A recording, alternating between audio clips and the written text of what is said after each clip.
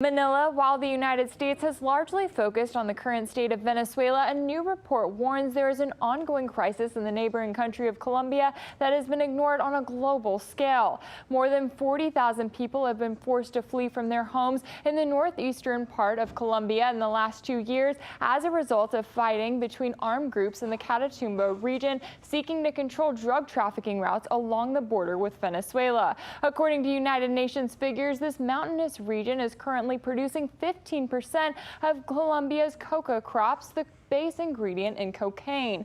A UN Human Rights Watch investigation found the armed groups are not only abusing civilians in the region, but they're also accused of killings, disappearances, sexual violence, child recruitment, and forced displacement.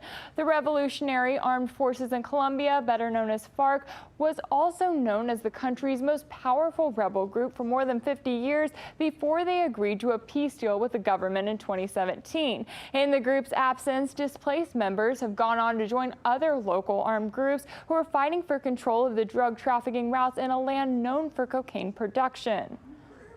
In Colombia and outside of Colombia, there is an impression that with the peace agreement, with the signing of agreements, the situation has been resolved and the country is at peace.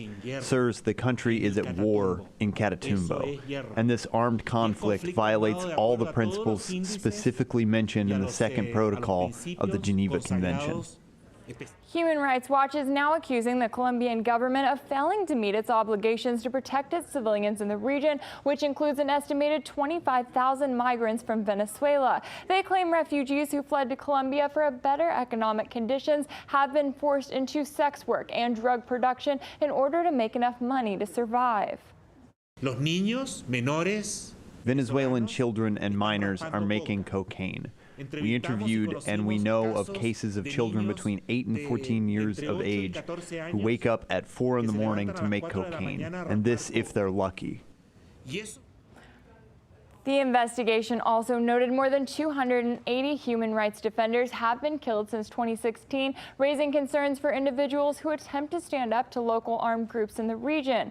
Meanwhile, the Colombian government has continued to support the U.S. in its mission to overthrow President Nicolas Maduro in Venezuela, despite the fact that the ongoing economic sanctions imposed by Washington have contributed to the conditions that have resulted in more than 4 million refugees fleeing across the border to Colombia. But the latest reports from Colombia raise fears of a new humanitarian crisis that is having a devastating impact on civilians in the region. Manila, back to you. Hey YouTube, thanks for checking out our channel. We hope you enjoyed the video. We have tons of content for you just like this. For more of RT America's one-of-a-kind news and analysis, be sure to subscribe and never stop questioning more.